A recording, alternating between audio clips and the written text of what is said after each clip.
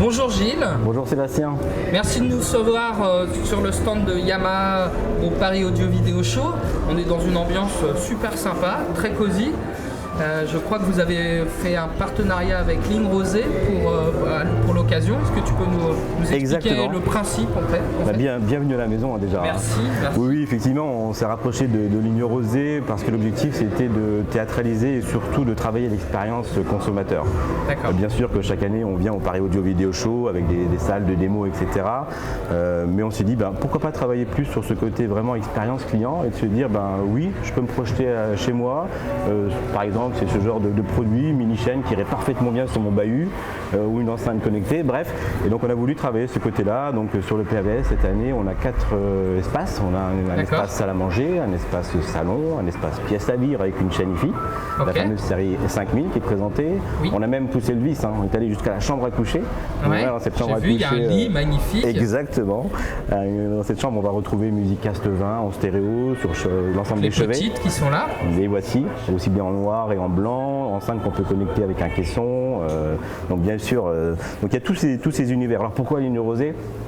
Parce qu'en fait, Ligne Rosée et Yamaha, il y a une longue histoire. Ligne Rosée a été créée en 1860, Yamaha en 1887. Donc c'est vrai que c'est deux maisons qui ont plus de 130 ans d'histoire.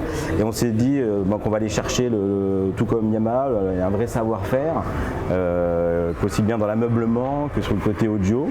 Et pour la magie à opérer, puisque depuis maintenant 2 jours qu'on est sur le salon, et c'est vrai qu'on a un accueil plutôt très unanime. Des consos. C'est vrai que les gens peuvent se sentir un peu chez eux, voir vraiment les enceintes, barres de son et les chaînes IFI dans leur environnement naturel. Exactement. Et justement par rapport à ça, ce qui est rigolo, c'est qu'en fait on a des demandes qu'on n'avait pas auparavant. C'est du style, moi en fait j'ai une pièce de 30 mètres carrés, j'ai un peu un salon qui est fait comme ceci, etc. Et donc du coup, qu'est-ce que je peux mettre ? Et alors que c'est pas forcément le genre de demande qu'on avait jusque-là, dans le sens qu'on avait des rangées de chaises et des zones d'écoute. Et donc là, le fait d'avoir théâtralisé de cette façon, et d'un coup d'un seul, on sent, d'ailleurs c'est un lapsus, on sent effectivement que le consommateur arrive à se projeter et du coup nous sollicite sur des besoins personnels. Donc c'est top, je pense que c'est pari gagné. Oui, complètement, c'est une très bonne idée. Et puis le piano est magnifique, il y a des petits concerts, je crois que vous avez fait un concert hier d'ailleurs. Alors oui, on fait un concert chaque soir. D'accord, il y en aura un ce soir. Il y en a un ce soir à 17h, donc 17h, venez nombreux. Donc oui, qui mieux que Yamaha pour vous parler de musique, on est vraiment sur la chaîne du son de A à Z. On peut rappeler que Yamaha est quand même le premier fabricant mondial d'instruments de musique. Exactement, si tu ne te trompes pas Sébastien, c'est effectivement le cas. En fait, on est une des seules marques à fabriquer l'intégralité des instruments d'un orchestre philharmonique, même si on fabrique aussi des guitares et des batteries avec des instruments un peu plus énervés. Oui, et puis même la sonorisation, mais jusqu'aux écoles de musique Yamaha d'ailleurs. Donc c'est vrai que l'éducation musicale chez nous est super importante, dans le sens où aussi bien l'éducation musicale avec les Yamaha Music School, aussi bien la partie sonorisation où là on va être effectivement dans un théâtre, l'Opéra Garnier, Bercy ou autre, on va équiper effectivement ce genre de salle.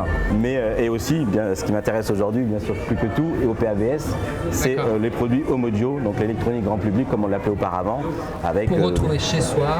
L'ambiance musicale, des concerts. Exactement. Donc là, on a ramené un piano à queue, avec une contrebasse silent. Alors il y a 2 clins d'œil, effectivement, c'est l'ADN du groupe, donc c'est important, je pense, d'amener un piano sur le PAVS. Tu l'as dit, on a 2 concerts sur le week-end avec Michael Lecoq au clavier. Michael Lecoq, c'est le pianiste, claviériste de go très grand, très grand. Donc c'est de Michel Jonas, par exemple, pour ne pas le citer. Il rentre d'une tournée mondiale avec Richard Bonnard. Et donc il joue ce soir avec Philippe Chayeb, dit Fifi. Fifi, c'est le bassiste de Mylène Farmer, entre autres. Donc donc deux pointures. Donc je vous invite vraiment à venir nous voir ce soir à 17h. À 17h sur le stand de Yamaha au Paris Audio Video Show, c'est ce soir. Merci beaucoup Gilles. Merci d'être venu. Et donc à midi, c'est bœuf bourguignon. Bœuf bourguignon, parfait. Voilà. J'ai faim, on va commencer. Super, merci.